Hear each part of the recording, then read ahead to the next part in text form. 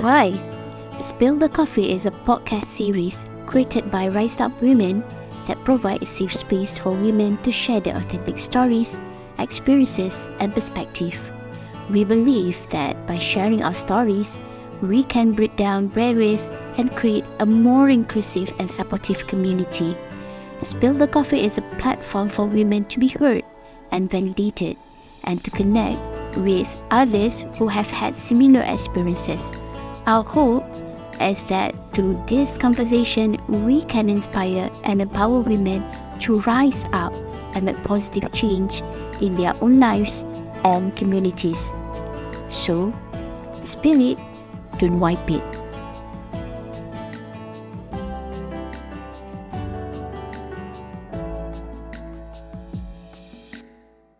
Hi, hello everyone. We are now on episode 2, Spill the Coffee by Rise Up Women.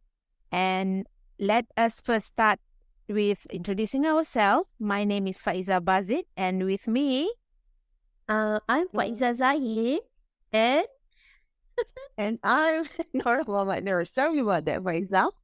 it's okay. I know we are connecting from we are from Malaysia. Me and Faiza Bazit is currently in Malaysia, and you are now in Tokyo currently, right? So thank you for the technology. That we are able to do this.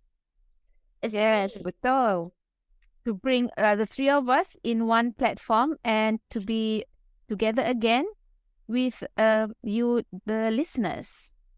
So, since we are just celebrating yesterday, Mother's Day, we would like to expand or we would like to talk on Mother's Day for our second episode today.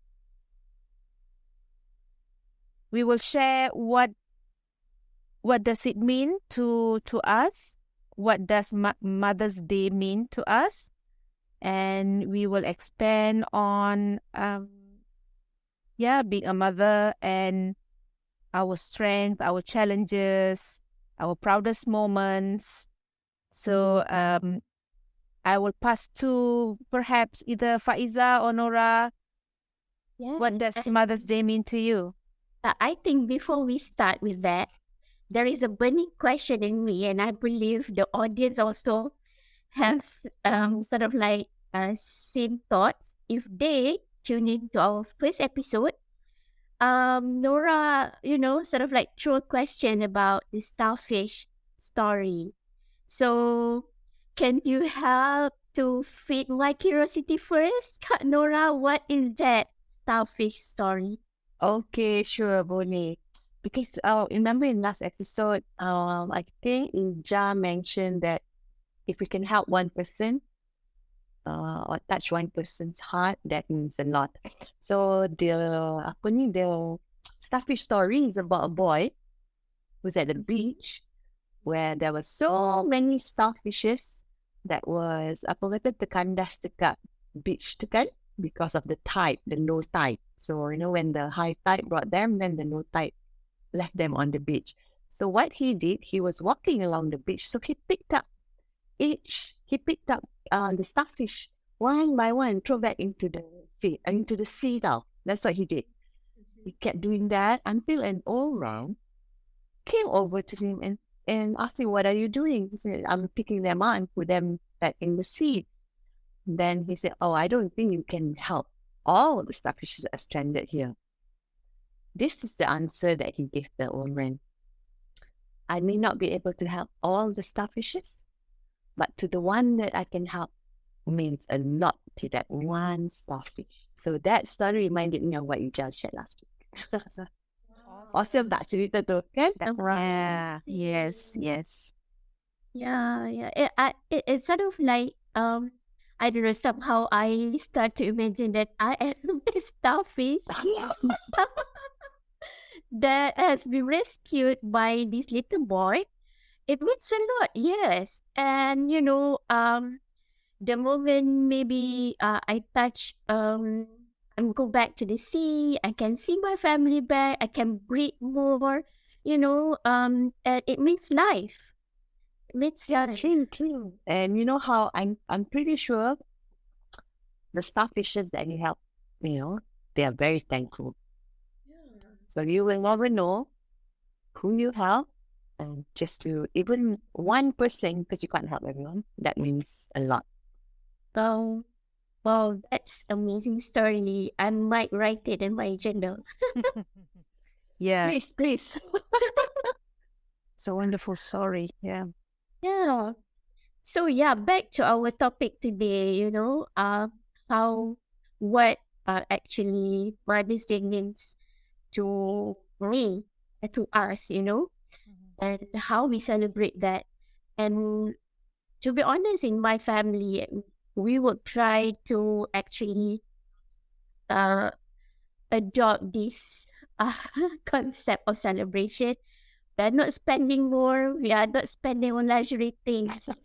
We are not really like having an expensive celebration. Even birthday celebration, Mother's Day or Father's Day. Because we believe that the thoughts is actually more precious, more precious for us, yeah. And doing small things can mean a lot.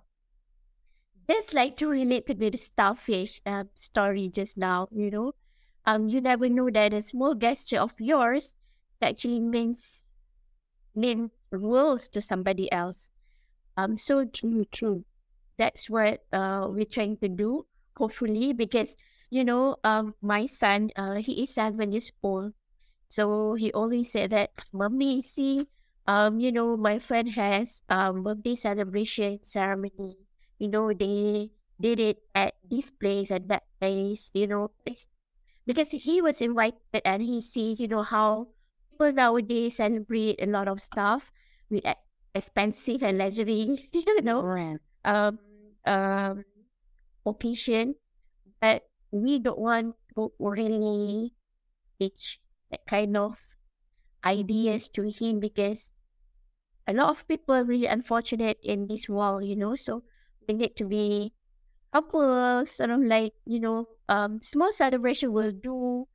And the most important thing, the spirit of togetherness. And in fact, for this Mother's Day, me actually just spent yesterday, early in the morning, he offered me to wash my hair and give a little bit of mustache. Yes. It's amazing. And we actually been doing that every weekend, but sometimes we miss that. But I really love the bonding that we have when we do that, So I sort of like, because yesterday is an extra special day, it's Mother's Day. So it brings tears to me and, got me thinking we how long this type of things will last, because he's growing up and I'm afraid of losing that kind of quality time and bonding with him. I'm not sure if he turned teenagers, soon he still wanted to do that, and I hope, we still have that kind of bonding. Yeah, so that's a very simple, simple, sort of like celebration for me, but it means a lot. Yeah. So, what about you, Kak Nora or Kak Eja? How do you celebrate your Mother's Day and what it means to you? Maybe I go first. Okay. Yeah, Nora. Okay. Go ahead, Ija. Yeah, thank you. I like the fact that you raise you raise about value, Faiza. That for you, you're not teaching materials as a value to your son. Same as in my family as well. Like we celebrate birthdays with a cake, and any cake. It can be a 25 ringgit cake or it can be 100 ringgit cake, but just a cake. So having a cake is like huge for my children to celebrate birthday. And there was one time I asked my, as coaches, we always practice this powerful question with the kids. So I asked them, this was about 3-4 years back, when the question I asked Naim was, at that time, one of my sons, he was only like, how old was he at that time? 15, maybe 15 or 14. So we asked, what was the thing that that upset you, or an event that upset you for the past year? And his answer was, I didn't get my birthday cake. So, and and I termenung, like, wow, a birthday cake means so much. He just need a birthday cake. That's all for his birthday, and to tie that to Mother's Day yesterday. He's now doing art in Newcastle University, and in the morning, I got up this morning and I saw him putting out on social media, on his IG story, pictures of me climbing Mount Kinabalu, and me and the children on Gunung Angsi. And what he written on that IG story was, to the strongest woman I've ever known in my life. Happy Mother's Day. Oh my God, so sweet. How do you feel? Oh my goodness. I could not believe he made the effort to took some photos and put it on IG story and came up with that statement, to the strongest woman I've ever known in my life. And of course, my God, I said, I hope I have done the right thing bringing up my children in that sense. You are. Alhamdulillah. All right, over to you, Nora. Okay, for me, I guess growing up in my family, we never actually celebrated Mother's Day because my mom passed away when I was 12. So, not knowing what Mother's Day is, I guess that was massacred when we were younger. But as I grew up to be a mom, and over the years, sometimes you forgot about Mother's Day because you're so busy being a mom. But Exactly. again, but the kids over time, they remember Mother's Day than Father's Day. So that's a good sign. So every Mother's Day, they'll just send me WhatsApp wishes, Happy Mother's Day, love you. One particular year, I think my eldest daughter put up on social media also, like Happy Mother's Day, to the best mom. And but we don't celebrate like go out or buy gifts and stuff like that. Okay, on the topic of birthdays, we used to celebrate, but we used to go out for dinner. More like, so now we go by quarter. Whose birthday is it this quarter? So we'll have makan at home and we'll buy a cake. And whoever birthday is, we'll celebrate. So Mother's Day has been it's been like that for me. And in fact, because right now I'm in Japan, so yesterday they remembered it was Mother's Day. I suddenly lupa lah.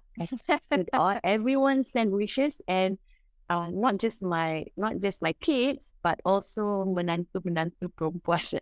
They also sent. So I was like, wow, everybody remembered. And I had friends who sent me Mother's Day wishes as well. Yeah. And okay, I was supposed to send to you best, which I thought I did. We talked about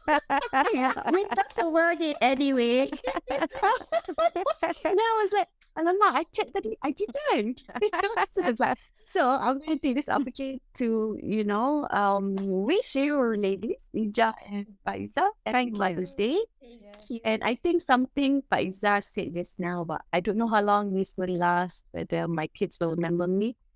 But one thing I know for sure, we will be mothers till the day we die. Yeah, no matter whether they remember us or not, we'll always be there for them. And we always try to be the best perfect mom, but we're not. We do the best we can at a particular time because that's what we think is best for them. Yes. No? Very timely reminder, Kak Nora. Thank you so much. Yeah. Yeah, and okay, so the next would be, what was the proudest moment? Yes.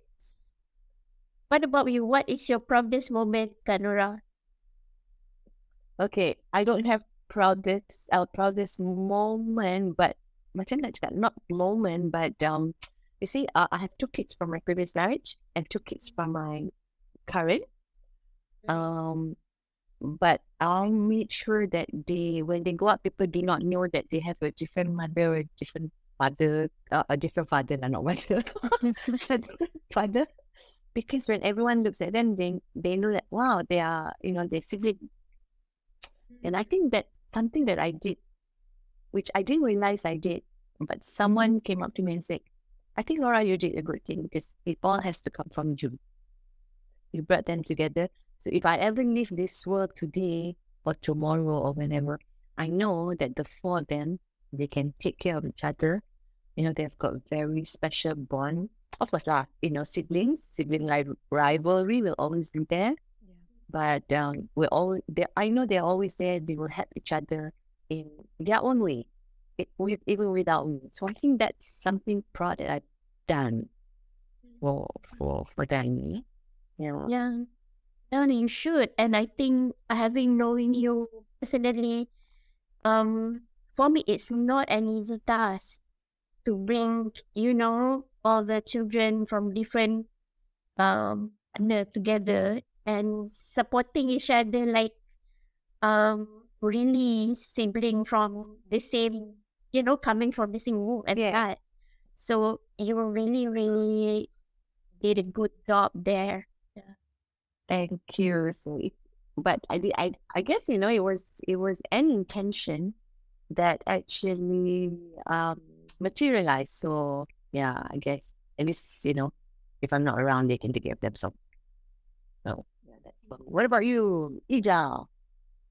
Right. Okay. I'm still like thinking what you just said on the fact that it made you happy to know, or it made you happy that knowing your children from different fathers are growing up as a family and supporting each other. So it's a value for you. It's a value that you are proud you have inculcated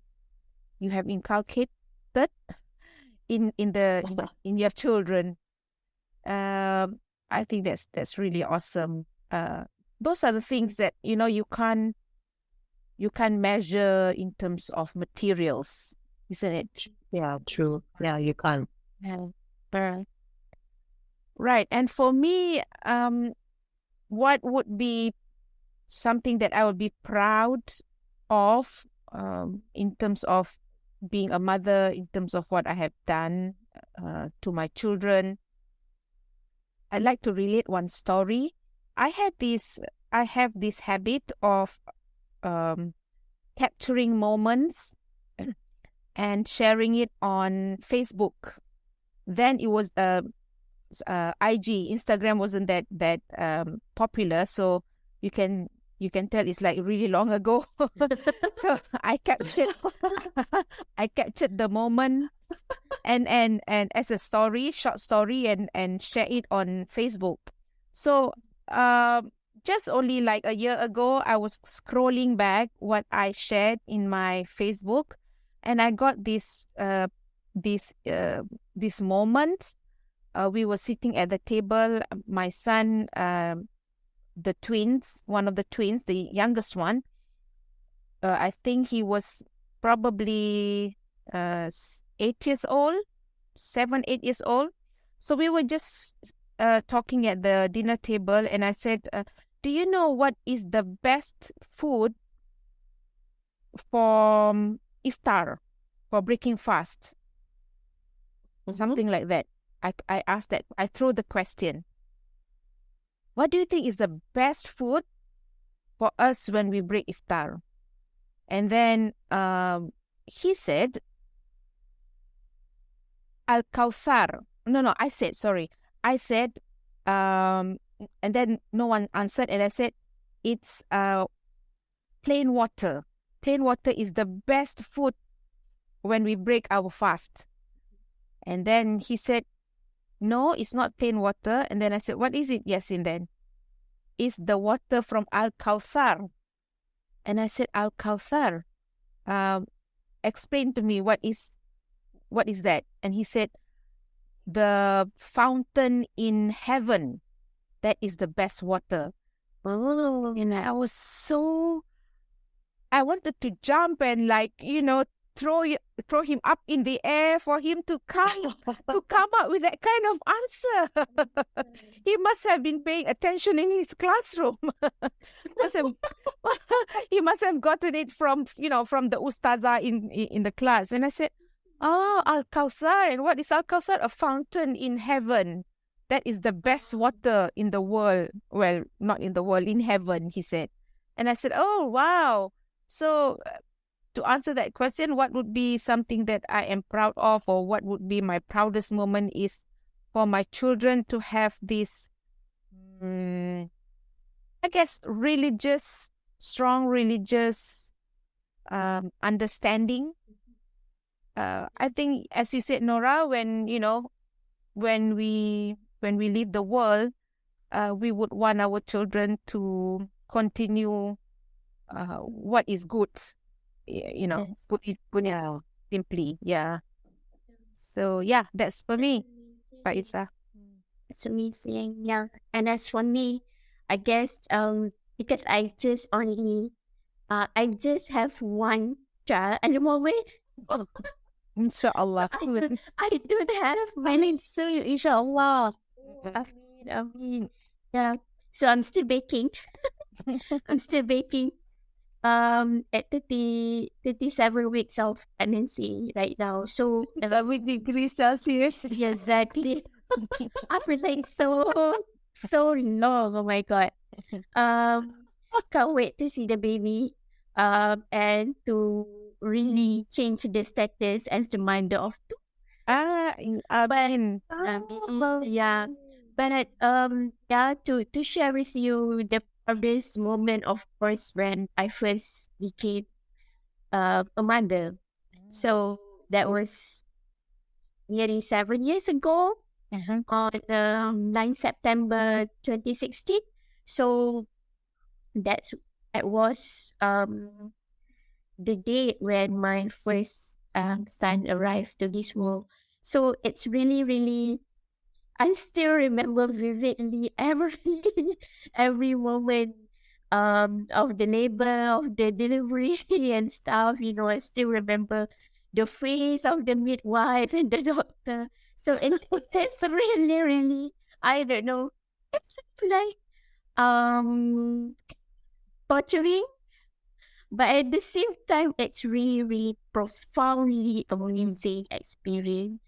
And I still remember when the doctor put, you saw for my chest.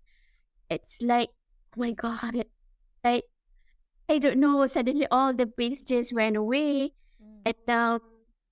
And at that point in time, I really cried. And for the first time in my life, I really, really have this one thought, like, oh my God, like, thank you, mom. I say, like, it's really, really like a really battle for you to bring another human being to this world. It's not an easy things. And I really regret whatever all the bad things that I've done. Or did I said to my mom, oh my God, like, but please forgive me. Because until and unless I experience that, I understand how it is the mother's sacrifice to bring you to this world. So that is my proudest moment. And of course, seeing Yusuf, reach every achievements and milestones that would very, very um like you said, when your for example, when your son say something, even the smallest thing, like, oh my god, he learned. Yeah. Oh my god. He, Okay, we know that about you, so he's oh a my very god. good listener. Yeah. And he's really observant. And one of the things that I would like to share him is, me and my husband is in a long distance relationship. So um most of the time Yusuf is with me, seeing me day in and day out, how I taking care of him and manage the house and stuff like that. And he sort of like, I don't know, maybe throughout the process he became very concerned about me. Whenever he leaves the house for school, he will say, Umi hati-hati, means that Umi take care yourself, okay? I miss you and stuff like that. And to have that kind of um words from your kids like, Umi take care, instead of me saying to him, you take care at school. Him saying that to me, it's very heartwarming, and I know that he learned from the absence of the father figure, and he maybe try to act like one, so at a very early age. So that is that is it. I mean, to witness the achievement and the milestone of the kids, of our children, is it's very um and even it is smallest thing, yeah. Yeah. So yeah, well, we are talking about our proudest moment. Certainly, in this motherhood journey, we have a lot of challenges, right? And sometimes we share it openly and sometimes not. So yeah, any one of you would like to share maybe a little secret or stories or challenges and struggle that you went through? I guess for me, I have four. Wow, yep. So we all have different personalities. Okay. One's quiet, one's assertive, one's outspoken, one's opinionated. you know, um, and it's not easy because sometimes we as mothers we think that there are things that they should be doing, and they think that no, this is not the way it is. People don't do this now, you know. And what do you call that? Sometimes there will be harsh words spoken, and you get what do we call that? You get a bit sad by that, but at the end of the day, it is what forgiven and forgotten. So that is what is very important. And like as a mother, I've come to a point where my kids don't learn from me, but I also not that they just learn from me. I learn from them as well because they have qualities that I may not have, and each and every one of them, I think I'm very proud of them. They are who they are. Where nowadays society and whatnot, we tend to, I think we spoke about this. We put on a mask, and we come from the era dulu, the previous era, where nowadays, you see them as they are. There is nothing that they want to hide. I don't know whether that makes sense because I guess, like I said, one's opinionated, one's assertive, one speaks her mind.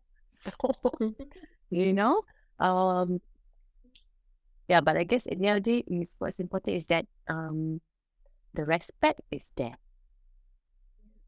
That is very important. I also learn to respect their wishes, their opinions, their thoughts.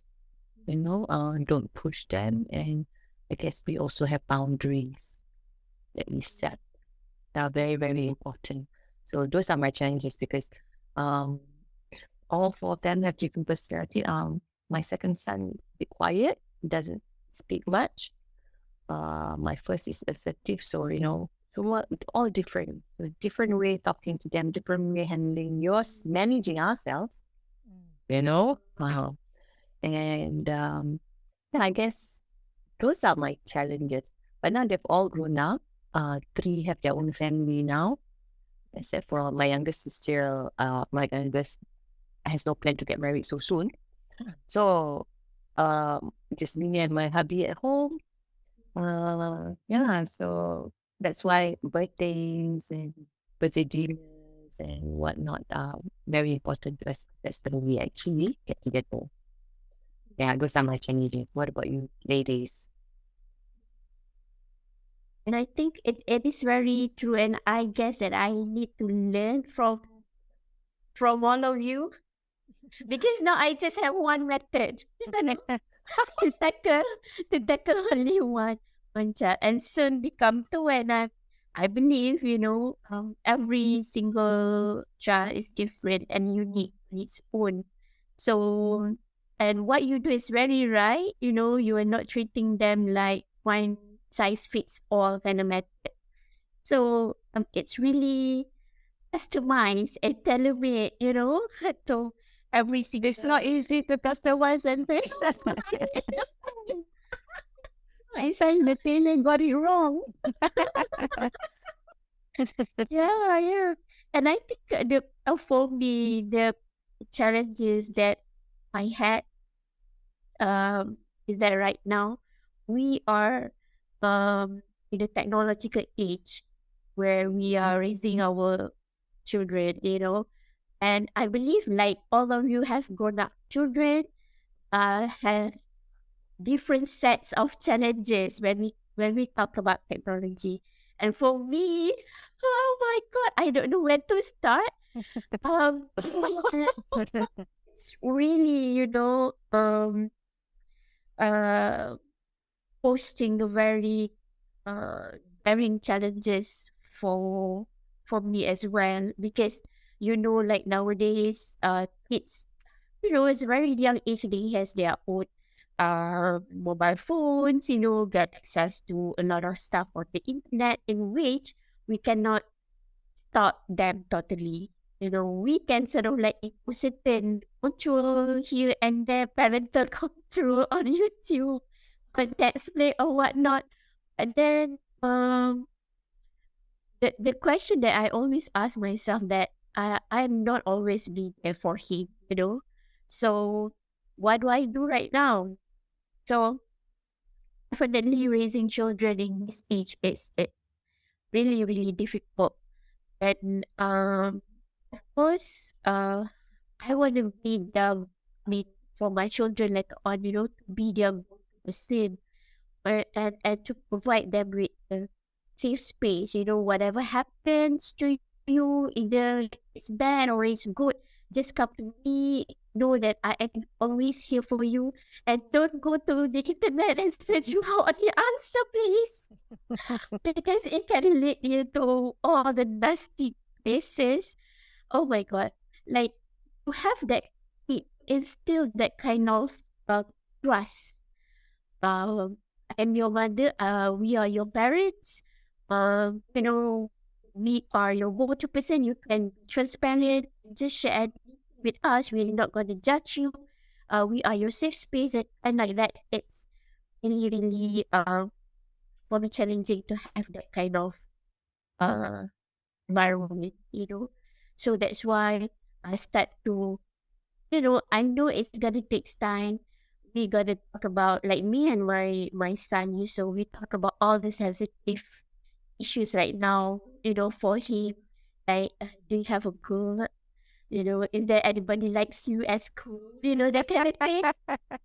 So it was like, um, he is just 7 years old. Because I would like to break the table that all this stuff about girls, about especially about sex, or different types of gender and stuff like that. Talk to your friend first. Talk to me. You can talk to me.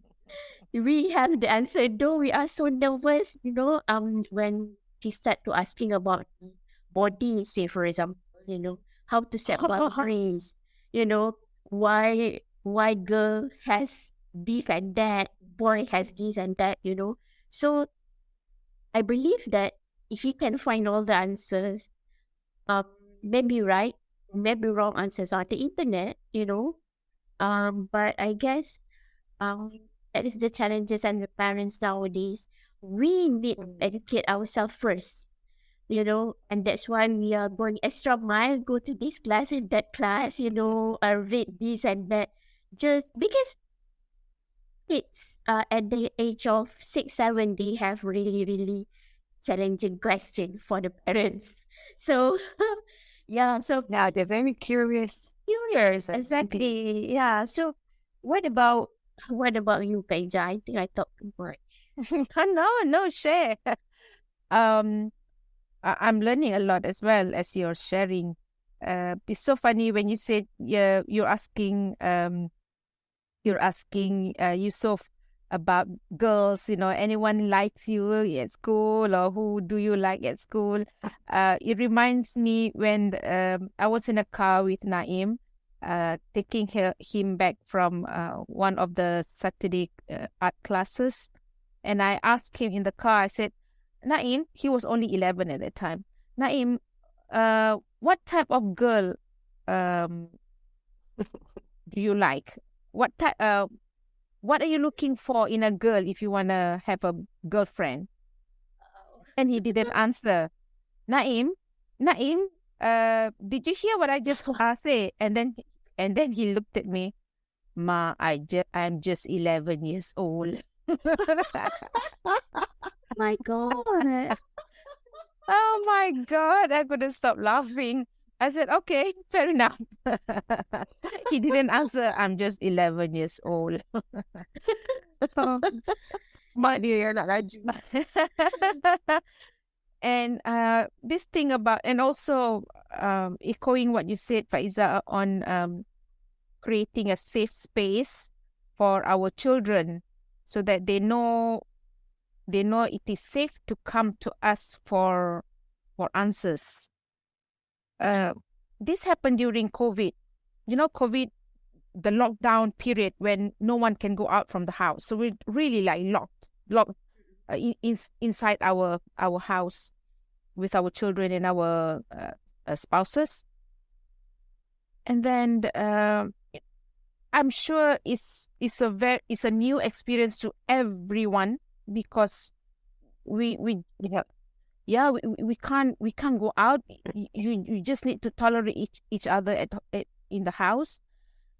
And then as a mother at that time, I wanted the house to be clean, the house to be proper, and then having children.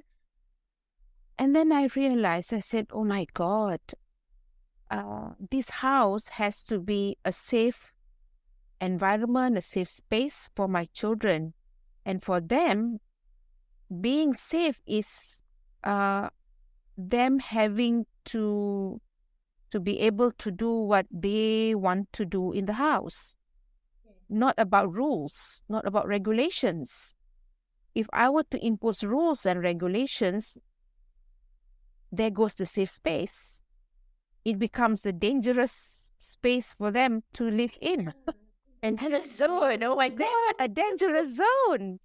And I said, Astaghfirullah. It just like crossed my mind. And I'm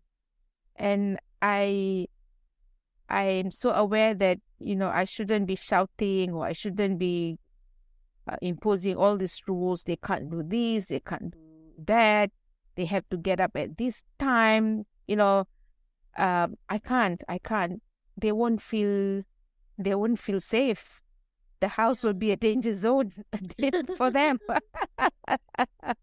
So these are the kind of stuff, I guess, for mothers, we need to really continuously asking ourselves, are we actually giving the best to our children? And I also like the fact when you said, Faiza, go to these classes, go to that classes. It's really a lifelong learning journey for us to be good parents, because this kind of stuff, we are not born with all this knowledge. We have to learn all this knowledge to be good parents, so parenting skills and so on and so forth. So yeah, to create a safe space for our children. I think that's from me. I really like the point when you see that there's, as a mother, we have expectation, certain expectation. Okay, the house needs to clean, needs to be organized, because normally we can easily get triggered when the house like, oh my god, such a mess. Ask Kak Nora, because Kak Nora already has a few grandkids. Grandkids, yeah. Yeah, so he sort of like she sort of like way past the period. No, have grandkids. They come and mess up my house. Exactly. And I guess the point I really love the when you say that just let them no rules and regulation and stuff like that. And that's when they feel safe. I really like that, because as you notice, right? Well, there's a lot of kids out there when they go to school. There's a lot of rules and regulation imposed on them, and they will feel quiet and just follow the rules and whatnot. But the moment they reach home, they really show their true colors. Shouting and crying and all that. I want this and that. Just drawing the school uniform bags and everywhere. That's when they feel safe. Yeah. Because the whole they have really bottled up emotion and just follow the rules, the school rules. In their head says that I just need to be good. I just need to follow the rules. This is not really a safe space for me. If I do something, definitely I'll get, punished or whatnot. Punished. So, yes, moment they reach house, they see you, fathers, they really like, okay, this is my safe space. I just need to show my true colors. So that's when they just crying and, show their, tantrum or attitude and stuff like that. Before this, before knowing this, I used to get really, triggered. Why? Stuff like that. But when I really understand the emotional needs of kids, it really makes me, okay, now for your time, you are in the safe zone. Yeah, so just do whatever you want, just give them some time to really release emotion, they have held back. Yeah, during the school. allowing them to be themselves. Exactly. Yeah, true. Awesome. Exactly. And I also agree with that with you, and I practice that with my kids because as they were growing up, I wish I had practiced it with my my first two, but the second two I actually practice with them so that our bond is strong. Because they were going to school pagi and then I fetch them and all that and a lot of stuff in school. So I always tell them, no matter what, you can tell me anything, and I will be here for you and I will listen. So I think that, so my daughter used to say, my daughter told me, she told her friends, I tell my mom at least 80% of what happens in my life. She can take it and she can, because she's there for me. And she said some of her friends are not able to do that. So I'm happy that, I'm there for them. I wish I was that kind of parent then, but things are not the same before, and it's different. You become different parents over time because you learn different things. Yeah. You have experience, you have more experience. So yeah, I guess that's when the bond is very strong between us as well. Even my son, I will know. There was one day he came back from school. He didn't say anything. But I asked him, did anything happen in school? No.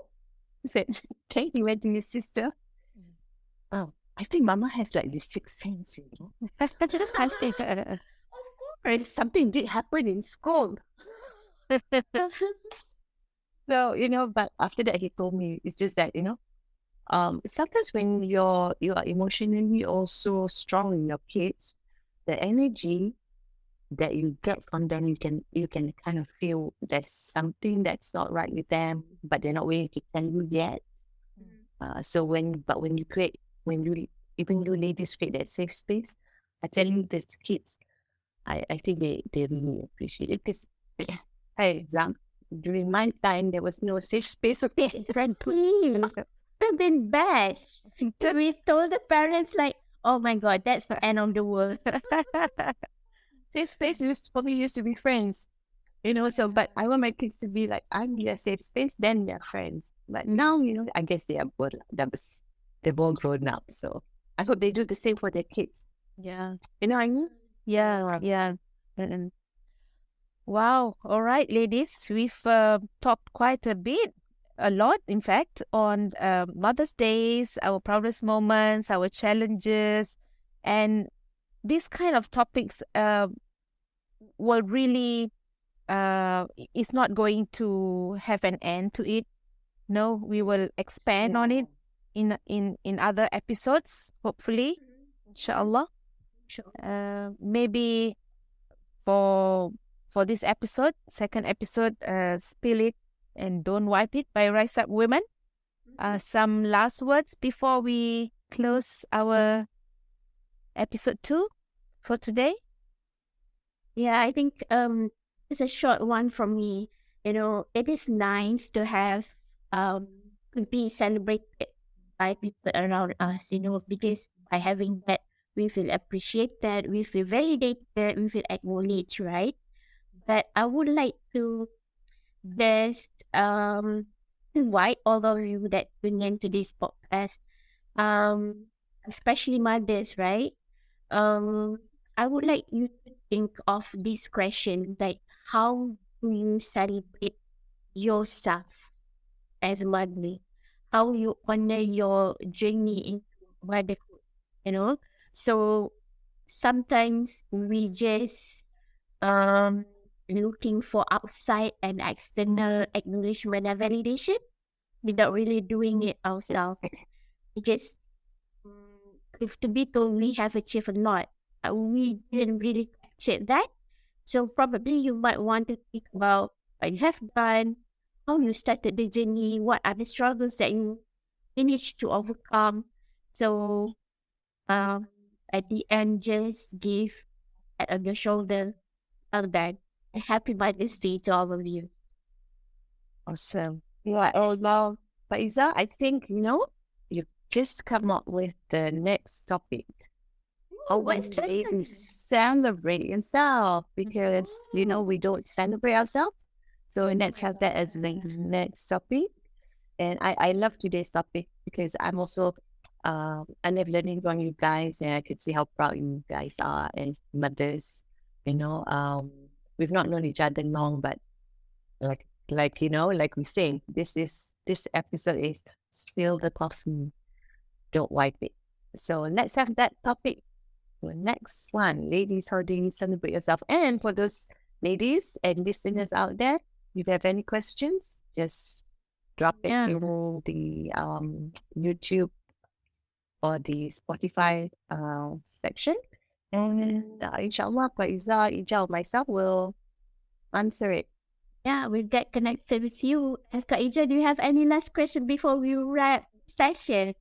Yes, one last word, one last thought, perhaps. Like what we are doing, myself, Faiza, and Nora, we have each other to talk about this kind of stuff.